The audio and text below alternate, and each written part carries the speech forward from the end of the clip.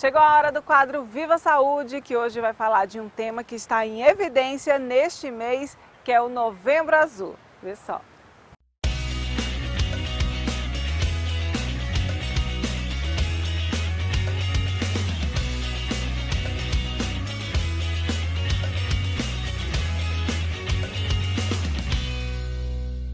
Oi, Kaline, seja muito bem-vinda de volta, mamãe do ano. Adassa, muito obrigado pela parceria que você teve com a gente durante esse tempo que a Kaline ficou fora e o Viva Saúde está de volta.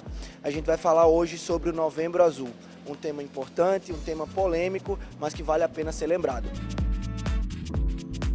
O Novembro Azul nada mais é do que uma campanha de conscientização do homem em relação ao câncer de próstata. O câncer de próstata é o segundo tipo de câncer que mais atinge os homens no país.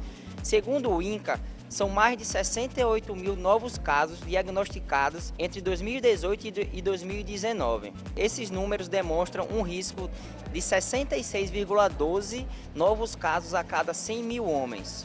O câncer de próstata é um tipo de câncer considerado da terceira idade, pois 75% dos casos acontecem em homens a partir dos 65 anos de idade. O combate ao câncer de próstata é algo que ainda gera um pouco de preconceito nos homens. Na verdade, a gente não entende por que ainda. O fato de as pessoas precisarem fazer o exame para se salvar não deveria ser um fator de preconceito. Muitos homens morrem simplesmente porque não querem fazer o exame. O câncer de próstata, ele é uma doença que é bem silenciosa, ela não aparenta sintomas, né? O diagnóstico, quando aparece, a doença já está muito avançada e aí pode ser que não haja mais uma opção de tratamento viável. E é nesse ponto que a gente precisa se policiar. E aí você pode estar em casa pensando, tá bom, Ivan, você falou vários dados, eu já me assustei, mas como é que eu me previno em relação a isso? Uma coisa a gente já sabe, pessoal, bons hábitos alimentares e exercício físico são importantes na prevenção de qualquer tipo de câncer, inclusive no câncer de próstata. E para falar um pouquinho mais sobre isso, a gente convidou um médico oncologista, Anderson Neves, que vai falar um pouquinho para vocês sobre o que envolve, né, o diagnóstico, o tratamento e a vida de uma pessoa com câncer de próstata. O câncer de próstata é o câncer mais comum na população masculina, né?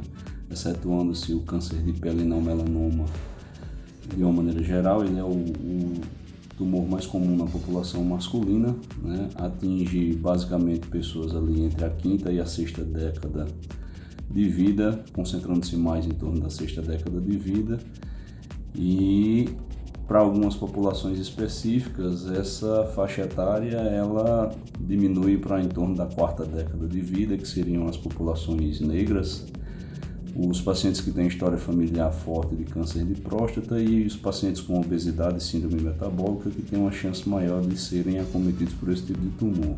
Devido à sua alta prevalência, é instituído para o câncer de próstata ainda hoje um programa de rastreamento, assim como para o câncer de mama e câncer de colo de útero, e que possibilita o diagnóstico precoce da doença, o que dá uma maior chance de sucesso no tratamento quando se objetiva a cura. Por isso a importância de se esclarecer bem a população em relação ao toque retal, que é um exame muito importante para esse tipo de estadiamento, porque ele possibilita a classificação dos tumores quando eles aparecem na próstata e a programação do tratamento, que pode incluir cirurgia, quimioterapia e radioterapia. Bom, talvez você esteja em casa e esteja imaginando que essa realidade é muito distante, mas não é.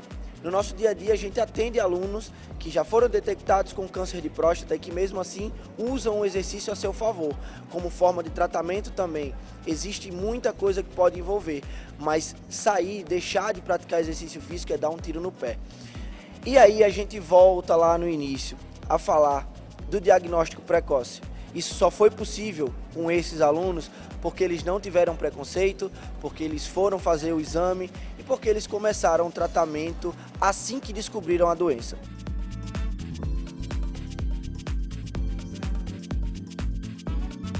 Essas foram nossas dicas de hoje. Fica ligado que a gente vai trazer mais saúde ao seu cotidiano.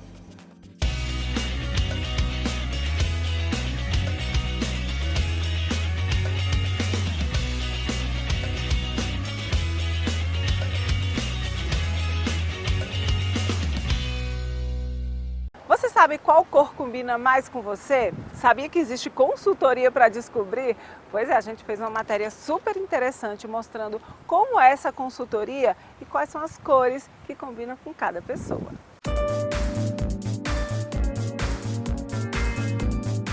Aquela roupa que cai bem, aquela maquiagem que ilumina, aquele cabelo maravilhoso.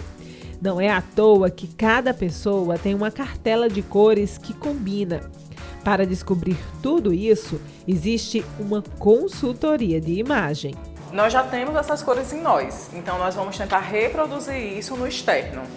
Então, tudo aquilo que harmoniza com você, ou seja, que te deixa mais bonita, nós vamos identificar para que você use isso a seu favor. Nós usamos as cores, tanto para roupa, para maquiagem, para cabelo, para acessórios, como você usar a estampa, que as pessoas têm muita dúvida, como fazer combinação de cor, que também existe muita dúvida, né? O nosso cérebro ele é um pouquinho preguiçoso, então quando a gente aprende que aquilo dá certo, funcionou, a gente fica preso àquilo.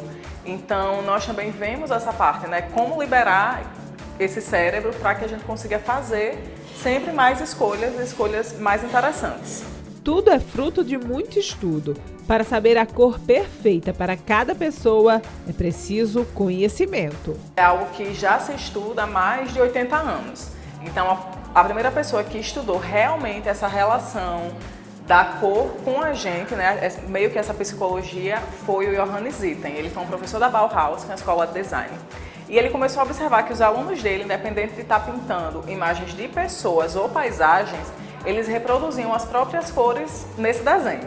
Então, se era uma pessoa mais clarinha, ia para tons mais pastel. Se era uma pessoa um pouco mais escura, ia para tons um pouco mais fortes. E ele disse, não, tem alguma coisa aí, vou investigar um pouco mais. E ele começou a fazer uma série de testes.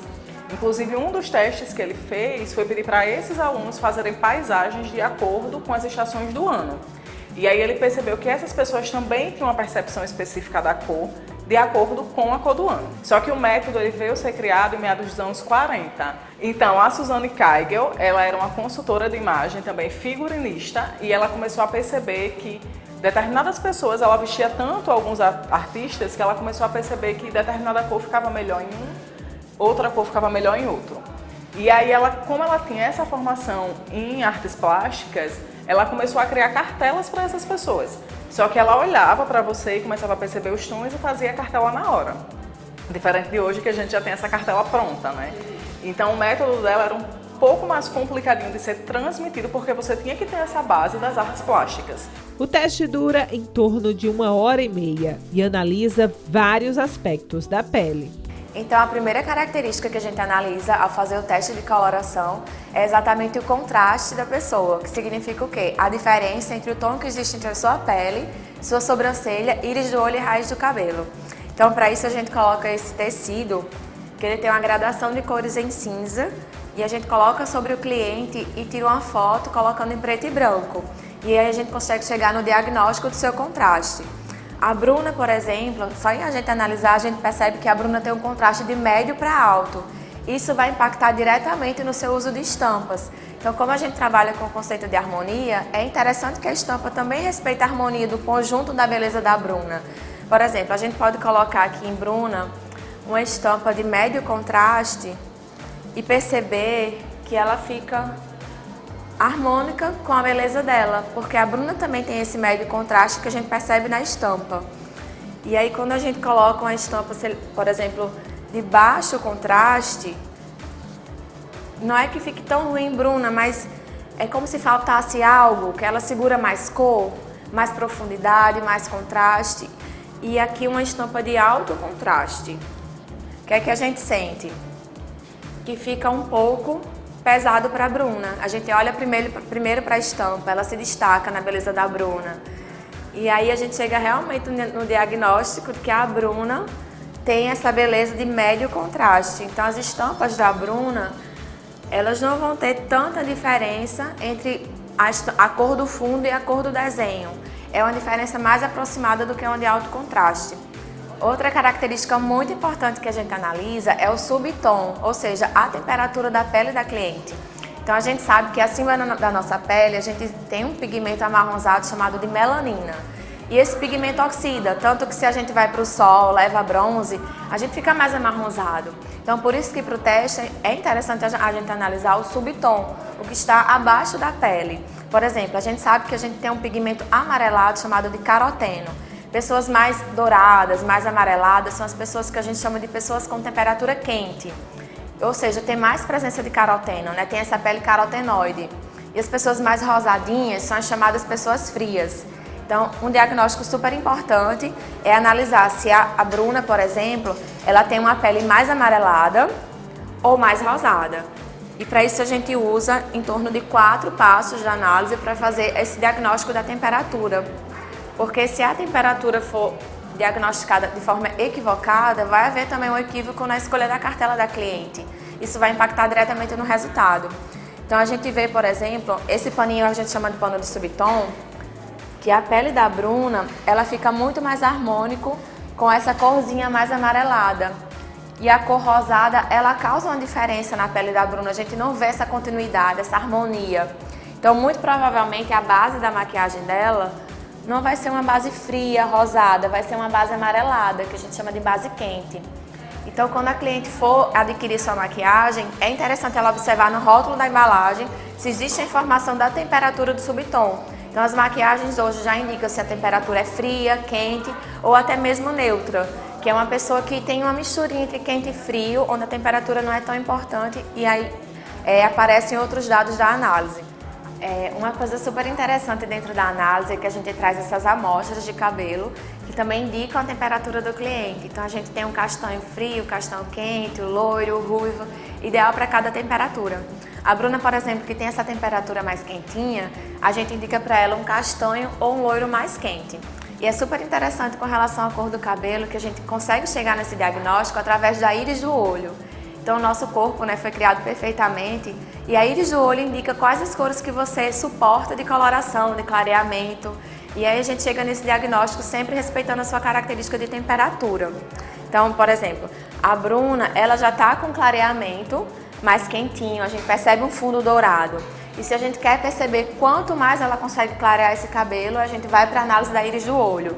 E aí a gente começa a pegar mechas de cabelo com a cor da tintura normal, indicada para pessoa quente como ela, e a gente começa a analisar qual seria o tom ideal para esse clareamento. Então o cliente recebe o diagnóstico também da tinta exata para adquirir, para fazer esse clareamento do cabelo, ou escurecimento, enfim, para essa mudança de cor e adequação para sua cartela.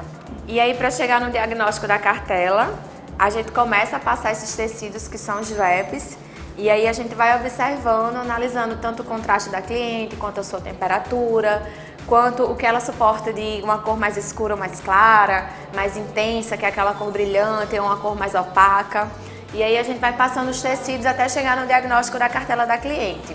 O resultado é incrível. O teste, ele é muito assertivo e é super interessante que ele não muda ao longo da sua vida. Então, se a Bruna viver, se Deus quiser, os seus 120 anos, ela ainda vai continuar com a sua cartela de cores. E a gente sempre fala que a cartela de cores não é uma jaula, é um indicativo. Você vai saber o que harmoniza com a sua beleza, mas se em algum momento você quiser causar impacto ou quiser ir ao contrário da sua cartela de cores, você também pode, mas aí você vai com conhecimento.